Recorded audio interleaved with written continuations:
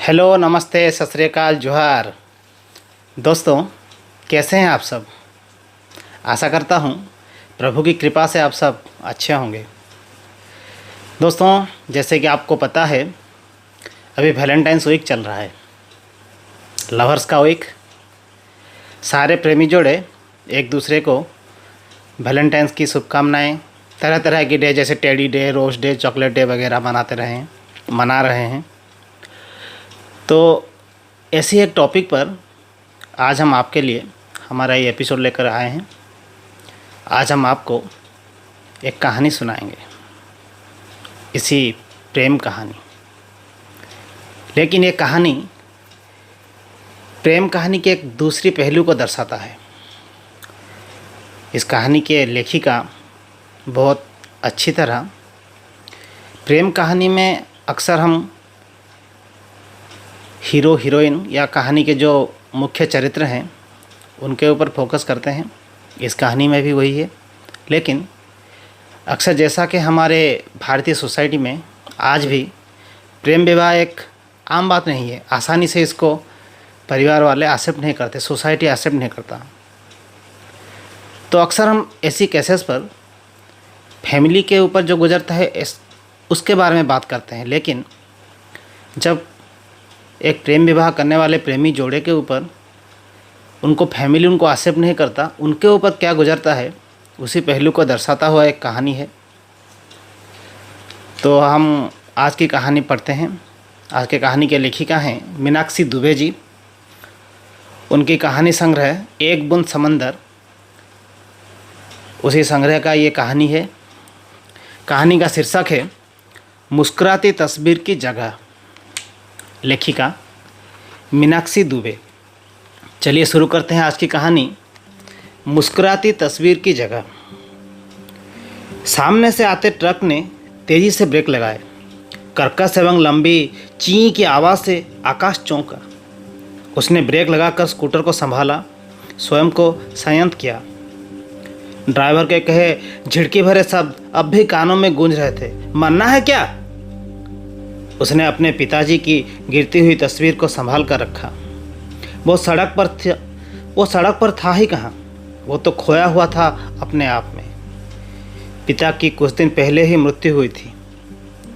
बहनों की आग्रह पर उसने पिता की मुस्कुराती तस्वीर की कुछ कॉपियाँ करवा ली थी और उन्हें फ्रेम भी करवा लिया था। मृत्यु के बाद की सभी रस्में पूरी हो चुकी थी। दुखी बहनों ने अपने भाई से पिता की तरह ही स्नेह पाने एवं रिश्ता निभाने की वादा कर लेकर अपने अपने घर रवाना हो रही थी। उसने पिता के स्मृति चिन्ह के रूप में अपने बहनों को पिताजी की एक एक फ़ोटो भी दे दी थी। इतने सालों से अपने जिद के चलते माँ, पिताजी और छठी बहनों ने उसको अपने घर में ही रहते थे और अपनी पत्नी और बेटे के साथ वो एक अलग घर में रहता था। आकाश ने एक फ़ोटो उसके अपने घर के लिए भी ले ली थी, जहाँ उसकी पत्नी और बेटा रहते थे। एक ही परिवार के दो हिस्से हो गए थे और इन दोनों घरों के बीच उसका व्यक्तित्व बढ़ता ही रहता था। वो हमेशा तराजू की तरह संतुलन बनाता रहता था, कभी इस परिवार को सम पर लाने की कोशिश में तो कभी उस परिवार को सम पर लाने की कोशिश करता रहता था। पिता के मुस्कुराते चेहरे पर नज़र गई तो सोचने लगा कि इस तरह कब मुस्कुराए थे पिता। बीते 12 वर्षों में तो वो इस तरह कभी नहीं मुस्कुराए, अक्सर मौन ही रहते थे। मंदिर में ब्याही अपनी जीवन संगिनी को लेकर जब वो घर पहुंचा तो दरवाजे पर ही माँ का कठोर स्वर सुनाई पड़ा। कर ली मन की? इतने मना करने के बाद भी आखिर ले ही आया इस छोटी जात वाली को। अगले ही पल उनका गुस्सा पत्नी अनुजा पर उतरा। आखिर तो इस घर में घुसी आई ना। मैं पहले से ही जानती थी कि पड़ोसी और दोस्त होने का नाटक करते हुए तो इस घर की बहू बनने का सपना देख रही है। ब्याह कर भी लिया तो क्या, इस घर की और इस परिवार की बहू नहीं बन पाएगी कभी। इस घर के किसी भी कोने में तेरे लिए जगह नहीं है। माँ गुस्से एवं आवेश में कांपने लगी। पिता ने मौन ही उसके ओर देखा। फिर से उनकी निगाहें अपनी उसी पुस्तक पर जा टिकी जिसे वो अपने हाथ में पकड़े थे। वह एक भी शब्द नहीं बोले थे, मन के आवेग को समेट केवल चुपचाप ही रह गए थे। माँ गुस्से और अपमान से रो पड़ी थी। न बहता अनुजा को दरवाजे पर ही छोड़कर उसने रोती हुई माँ को चुप कराया, पिता को प्रणाम किया और चल पड़ा अपने लिए नया घर तलाशने में। माँ के दुख, आक्रोश एवं धिक्कार के चलते नववधू का गृह प्रवेश नहीं हो पाया था और पिता थे कि कुछ कहने के बजाय चुप्पी साध गए थे। न आक्रोश, न लताड़, न डांट और न ही आज्ञा। उसे तो बचपन से ही आदत थी पिता की फटकार सुनने की। अनुशासन प्रिय पिता छोटी बड़ी हर बात पर लताड़ देते थे। कुछ देर बाद समझाइश देते और वो फिर से उनका लाडला बेटा बन जाता। माँ का दुलारा और 4 बहनों का इकलौता भाई था आकाश। कई बार माँ के पीछे छुपकर पिता की डांट से बचता भी रहा था, लेकिन आज की बात कुछ अलग ही थी। पिता का मौन आकाश को कचोट रहा था। उसके कान तरस रहे थे अपने पिता की फटकार सुनने के लिए। वो चाहता था कि पिता उस पर बरस पड़े, उसे डांट दें, समझाइश दें और कुछ देर बाद वो फिर से उनका लाडला बेटा बन जाए, लेकिन ऐसा हो न सका। उसने अपनी पत्नी अनुजा की ओर देखा। भावहीन चेहरा, न दुख न ही गुस्सा। शायद अनुजा को पहले से ही इस बात का अंदाजा था, जैसे वो तैयार बैठी हो इस धिक्कार भरे व्यवहार के लिए। वो धीरे धीरे आकाश के साथ लौट चली। उन्होंने एक गहरे दोस्त के घर 1-2 दिन गुजारे और फिर एक नए घर की व्यवस्था भी हो गई। न सास के द्वारा उतरती आरती, न बहनों की चुहल, न रिश्तेदारों की गहमा गहमी, न चावल का कलश, न ही कुमकुम से बने पैरों की छाप। अनुजा धीरे धीरे घर के अंदर आ रही थी। आकाश उदास मन से देख रहा था उसके गृह प्रवेश को। अब अनुजा उसकी पत्नी थी और वो उसकी जिम्मेदारी भी। माता पिता के व्यवहार का थोड़ा अंदाज़ा तो उसे था, लेकिन इस तरह के बहिष्कार की उम्मीद नहीं थी उसको। उसे याद आ रहा था कि एक दिन भरी दोपहरी में दूर के रिश्तेदार राधे श्याम जी उसका दरवाज़ा खटखटा रहे थे। छोटी बहन ने दरवाज़ा खोला तो परेशान हालत में राधे श्याम जी अंदर आकर बैठ गए और पिताजी से बोले, भैया, प्राची ब्याह करने की जिद कर रही है। किससे? पिताजी ने पूछा। अरे वही अपना पड़ोसी राजन। राधे श्याम जी की आवाज़ में चिंता थी।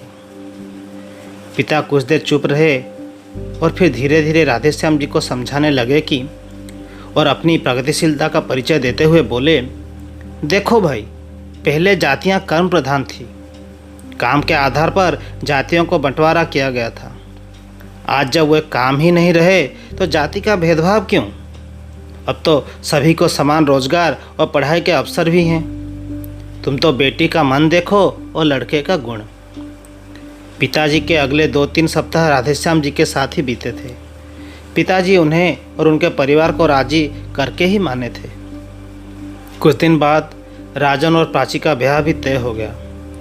उसे अच्छी तरह से याद आ रहा था कि प्राची और राजन झुक झुक कर पिताजी को प्रणाम करके आशीष ले रहे थे और धन्यवाद दे रहे थे और पिता गर्वित एवं प्रगतिशील चेहरे के साथ मुस्कुरा रहे थे।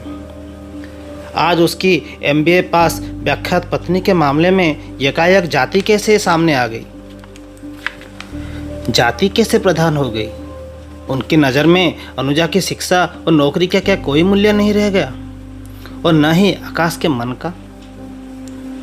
हर सुबह माता पिता के पास जाकर वो पहले की तरह ही दूध सब्जी की, दूसरी दैनिक उपयोग की वस्तुओं की और फल एवं दवा की व्यवस्था के बारे में पूछना भी नहीं भूलता था। जैसे ही वो वहाँ पहुँचता, बहन झट से आवश्यक चीज़ों की सूची थमा देती, लेकिन माँ का प्रलाप शुरू हो जाता। रोज़ भाग्य को कोसना और अपने बेटे बहू को धिक्कारना। माँ बोलती रहती और पिता बस चुपचाप सुनते रहते। पिता के चुप्पे चेहरे में वो ढूंढता रहता एक मुखर व्यक्तित्व के शिक्षक को, साहित्य गोष्ठी के प्रसिद्ध साहित्यकार को, समाज के प्रखर वक्ता और उसके अपने पिता को। कोई भाव नहीं दिखाई देते थे पिता के चेहरे पर। उसे लगता पिता का चेहरा शायद पत्थर हो रहा है। वो चौंक पड़ता, पिता को छूकर स्वयं को आश्वस्त करना चाहता, लेकिन छूता नहीं और धीमे धीमे चल पड़ता बाजार की ओर। सारे काम निपटते रहते। इधर अनुजा भी चुप्पी सी रहती। उसमें नवविवाहिता का कोई चाव नहीं दिखाई पड़ता, ना ही जीवन के प्रति कोई उत्साह। सुबह 10-11 बजे लगभग दोनों काम पर निकलते और शाम ढले तक घर लौट आते थे। एक लीक पर चलती सपाट सी थी उनकी दोनों की जिंदगी।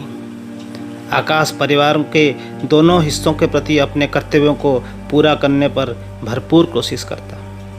समय बीतने के साथ नन्हे शिशु का आगमन हुआ। अस्पताल में बच्चे को देखने पहुंची बहन चहकर बोली, अरे वाह, एकदम भाई जैसा है। और आपकी जाति का भी, अनुजा बुदबुदाई। आखिर जाति पिता से ही तो जानी जाती है, उसने आगे जोड़ा। पोते का मोह भी दादा दादी को डिगा ना सका। माँ अनुजा के प्रति अब भी उतनी ही कठोर थी, लेकिन अब उनका प्रलाप बंद हो गया था। अब वो आकाश को दुलार भी देती थी। माँ जब भी आसपास होती, आकाश को यही लगता कि माँ अभी ही कह देगी, जा बेटा, अनुजा और पोते को साथ ले आ, यह घर हम सबका है। लेकिन ऐसा होता नहीं था। वो निराश लौट आता पत्नी अनुजा के पास। बच्चे के बचपन में वो अपना बचपन खोजता तो उसे पिता याद आते, माँ याद आती। बहनों संग बीता बचपन उसे लुभाता। शाम को घर लौटकर पत्नी अनुजा के संग चाय पीते हुए उसे घर में घुसती धूप का तिकोना दिखता तो उसे पिता के घर का धूप का तिकोना याद आता। मन ही मन दोनों को तुलना करने लगता। धूप चली जाती, तिकोना अपना रूप बदलकर अंधेरे में खो जाता, लेकिन वो अपने विचारों में ही डूबा रहता था। बीते 12 सालों में उसने अपने आसपास के, गांव के, समाज के कई प्रेम विवाह देखे थे जो अंततः स्वीकार कर लिए गए थे। वो संस्कृति जहां प्रेम सर्वोपरि माना गया है, वो संपूर्ण जगत के लिए प्रेम, सामान्य जनस्य एवं सहचार्य की प्रार्थना की जाती है। उसे दुख होता कि केवल उसी के लिए पारिवारिक एवं सामाजिक परिवर्तन मान्य क्यों नहीं हुए थे। अनुजा के चेहरे में उसे हारी हुई स्त्री नजर आती। उसके लिए इस आहत स्त्री में गुम हो चुकी पत्नी, प्रेयसी और अपनी अंतरंग सखी को ढूंढ पाना मुश्किल हो जाता। वो थक कर उदास हो जाता। आखिर एक दिन पिताजी चले ही गए। बहू एवं पोते का सुख उठाए बिना वो हम सबको छोड़कर चले गए। वो फोटो को अपने साथ लाते समय यही सब सोच रहा था। उसने पिताजी की फ़ोटो टेबल पर रख दी। इन्हें क्यों लाए हो यहाँ? अनुजा ने पूछा। अच्छी सी जगह देखकर दीवार पर लगा देंगे, आकाश ने जवाब दिया। इस घर में? अनुजा चकित थी। जिन्होंने मुझे जीवन भर अपनापन नहीं माना, मुझे अपना ही नहीं माना, घर के किसी कोने में जगह नहीं दी, गृहलक्ष्मी का दर्जा नहीं दिया, उसके लिए मैं हमेशा तिरस्कृत रही, उनको इस घर में उपस्थिति कैसे संभव है? मृत्यु के बाद मैं उनके आत्मा को कष्ट कैसे दे सकती हूँ? इस घर की चार दीवारी के किस कोने में उन्हें जगह दूँ? अनुजा धीरे धीरे तीखे और व्यंग भरे शब्दों में ये सब कह रही थी। ये सब कहती हुई अनुजा के चेहरे को ध्यान से देख रहा था आकाश। बीते 12 वर्षों का अपमान, उपेक्षा, आक्रोश, संताप सभी कुछ तो आ जा रहे थे उसके चेहरे पर, और उसके शब्द थे तीखे एवं व्यंग भरे। आकाश रुक नहीं सका था वहाँ। वो चल पड़ा था अपने पिता की मुस्कुराती तस्वीर लौटाने अपने माँ के पास। दोस्तों, ये था कहानी लेखिका मीनाक्षी दुबे जी का। प्रेम विवाह का एक दूसरा पहलू आपके सामने रखते हुए। सारे लव स्टोरी खुशी खुशी समाप्त होते हैं, ऐसा हमेशा नहीं होता। आशा करता हूँ आपको ये कहानी पसंद आई होगी। अगर आपको ऐसी ही कहानियाँ सुनना पसंद हैं, कविताएं सुनना पसंद हैं, तो आप हमारे इस चैनल को लाइक करें, शेयर करें, सब्सक्राइब करें, और आपको ये कहानी कैसा लगा हमें कमेंट कर अवश्य बताएं।